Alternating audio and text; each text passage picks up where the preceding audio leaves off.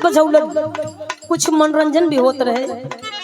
कोनो गुरुजी कोनो लड़की लड़का से ना कलस, कोनो मेहरारू कोनो मर्द से कहत बा, कोनो मेहरारू अपनी मर्द से कहे लागल कि जी अब तो न्यू जमाना हो गई, फैशन का जमाना इतना आगे चल गई कि कहा साड़ी के चक्कर में झुराई बनी।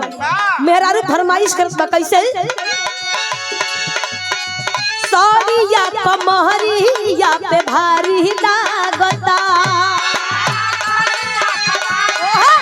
क्या बात है,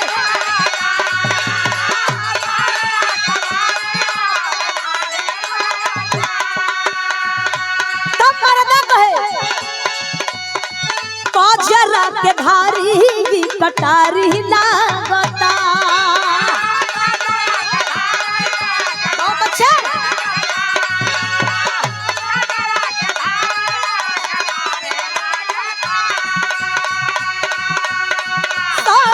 कमहरिया पे भारी लागता, और जरा के भारी कटारी लागता। मर्दा कहे ढेर सनमान होखेदा,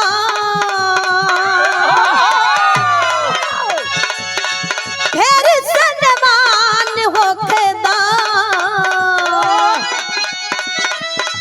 ओ बन्ना जिया होके दागा बलमुआ हो बिहान होके दा। बहुत अच्छा,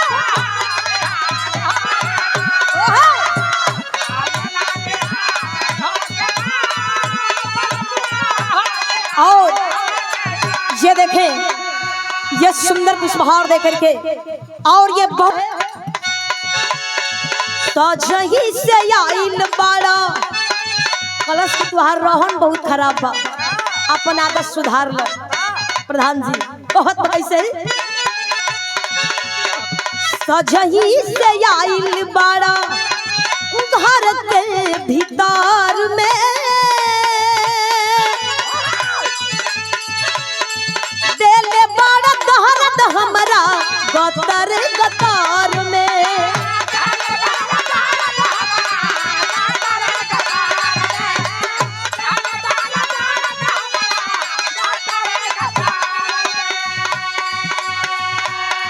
और ये देखें ये सुंदर पुष्पहार देकर के, और ये बहुत रुपए देकर के अभी अभी सम्मान की है बिरहा की बहुत अच्छी गायिका, बहुत खूबसूरत गायिका सीमा सरगम जी, कोई जवाब नहीं है।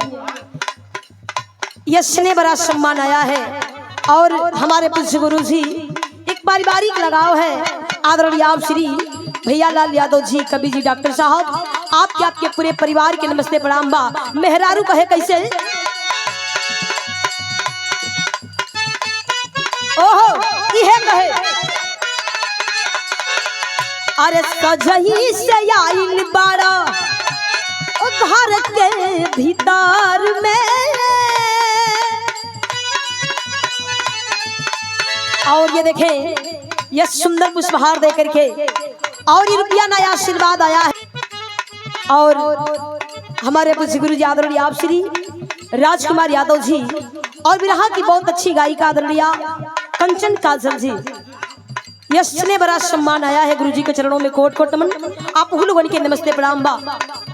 जो आत्मा हम लोग के बीच में नहीं है, मालिक उस आत्मा को शांति प्रदान दे। मेहरारू को है सजही से आइल बाड़ा घर के भीतर में, देले बाड़ा दहरत हमरा गतर गतार में।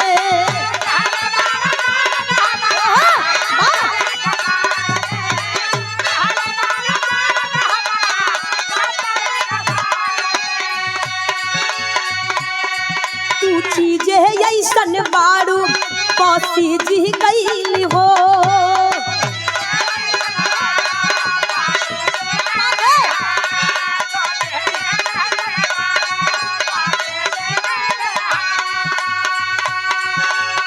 और ये देखें तू चीजे ऐसन बाड़ू पसी जी गई हो,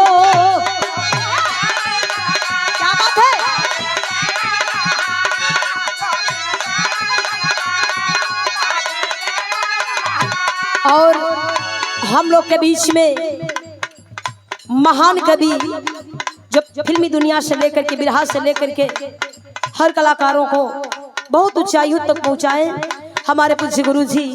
ये मंच से नाम ले भर के नहीं की आदरणीय आप श्री प्यारे लाल यादव कवि जी, गुरु जी के नाम पे जोरदार ताली हो जाए। बहुत बहुत धन्यवाद। चरणों में कोट कोट उपेंद्र यादव जी जो बनारस से चल कर आए हैं, बिरहा के बहुत अच्छे गायक कलाकार भैया के नमस्ते प्रणाम। कहे कैसे तू चीज है ऐसन बारू बासी जी गई हो,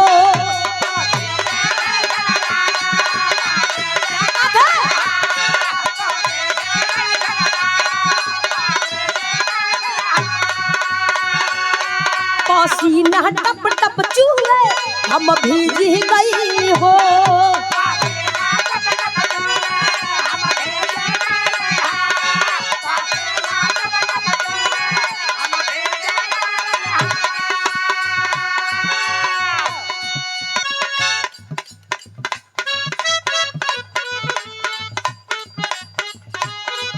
हेलो, मैं अपने सभी क्षेत्रवासियों से निवेदन करता हूं कि अगर मेरे खाने पीने में कोई कमी हो तो मुझे क्षमा करिएगा, लेकिन ताली बजाने में कंजूसी मत करिए मेरे अतिथियों के स्वागत के लिए।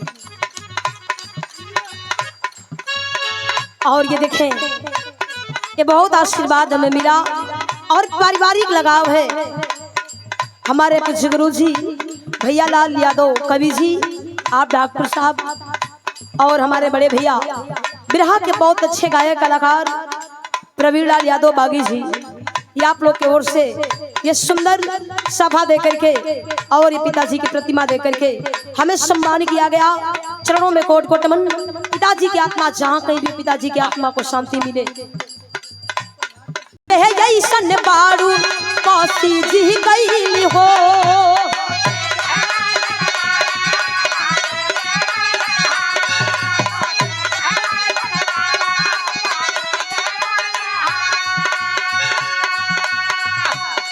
पसीना टप टप चूहे हम भीज गई हो।